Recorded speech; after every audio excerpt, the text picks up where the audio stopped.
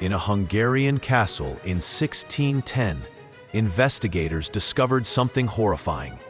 A list written in elegant handwriting, documenting the torture and murder of 650 young girls. The author? One of the most powerful noblewomen in Europe. To understand the monster, or the myth, we have to first understand the woman. Elizabeth Báthory was born in 1560 into the House of Báthory, one of the wealthiest and most influential families in the Kingdom of Hungary. Her family controlled vast territories, wielded immense political power, and even counted the King of Poland as one of their own. Power wasn't just in her blood, it was her birthright. In an age when most noblewomen were illiterate, Elizabeth was highly educated, fluent in multiple languages, and known for her sharp intellect. At just 15, she was married to Count Confined, a fearsome military commander known as the Black Knight of Hungary. While her husband was away at war, Elizabeth was left in charge. She managed their vast estates and thousands of servants with a firm hand, a position of unheard-of authority for a woman of her time. Her wealth, education, and political connections made her a force to be reckoned with. Her noble status made her virtually untouchable. Until it didn't. After her husband's death in 1604, Elizabeth lost her primary male protector and became a widow with immense, independent power.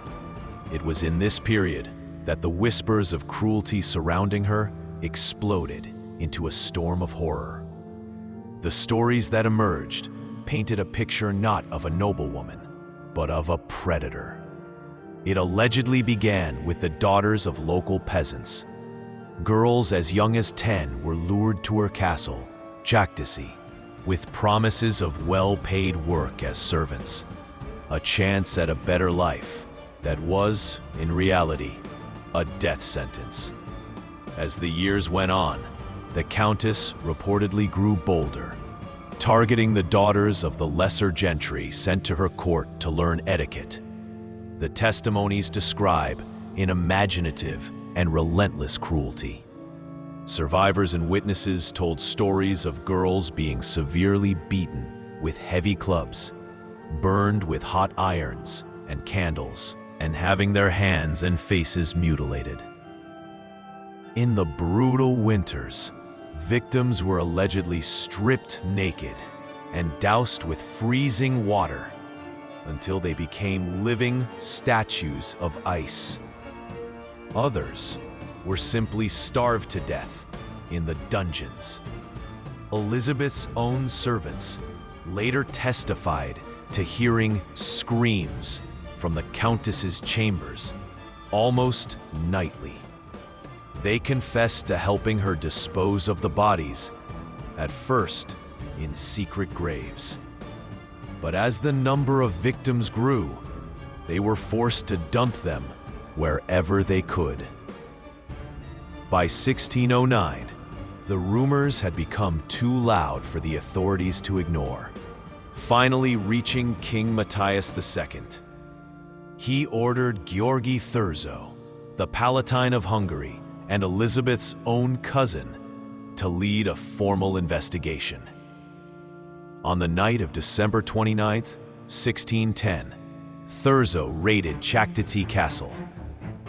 According to his own accounts, he caught the Countess red-handed, discovering one girl dead, another dying, and others imprisoned within the castle. The trial that followed was built on the testimony of over 300 witnesses. These included survivors who bore the permanent scars of their ordeal, local villagers who had seen bodies being disposed of, and Elizabeth's own servants who confessed to their participation in the horrors. Based on these confessions, 4 of the Countess's inner circle were tried and executed. 3 of the women were burned alive, while the lone male accomplice was beheaded.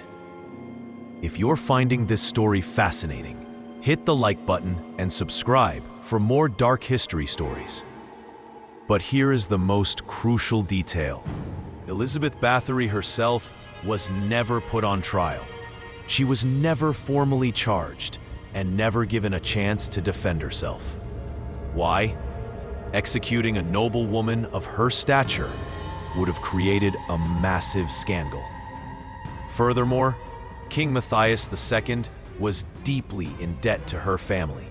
If she were convicted, her estates would be seized, and that massive debt would conveniently disappear.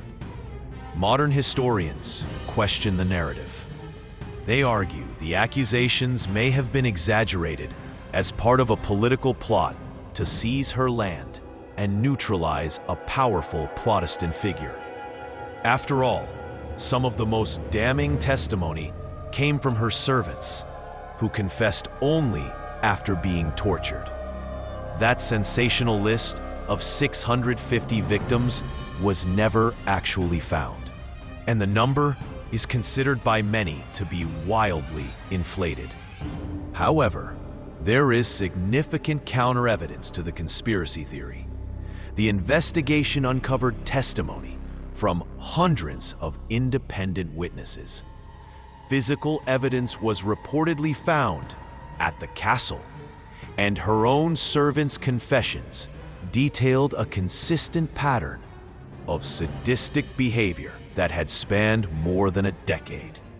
A public trial was avoided, but Elizabeth's fate was sealed. She was condemned to be imprisoned within her own home, Chaktici Castle. Legend says she was immured, walled up in a set of rooms with only small slits for food and ventilation. For 4 years, the once powerful countess remained in this state of living death, silenced and erased from the world. On August 21st, 1614, at the age of 54, Elizabeth Báthory was found dead in her chamber. Her story, however, was just beginning. The most famous legend, that she bathed in the blood of virgins to retain her youth, is almost certainly false, as it didn't appear in writing until over a century after her death. Still, these vampiric rumors have defined her legacy. Many believe her tale inspired Bram Stoker, making her the prototype for the female vampire archetype. Her story is often compared to that of Vlad the Impaler. Both used extreme cruelty and became dark legends. But while Vlad's violence was an instrument of political warfare, Báthory's was allegedly born from personal sadism. Both used extreme cruelty and became dark legends. But while Vlad's violence was an instrument of political warfare, Báthory's was allegedly born from personal sadism. Whether Elizabeth Báthory was history's most prolific female serial killer, or the victim of a political conspiracy to steal her fortune, one thing is certain. Hundreds of young girls disappeared into her castle, and their screams echo through history's dark ledger. If you enjoyed this video, don't forget to like, share, and subscribe for more dark history stories.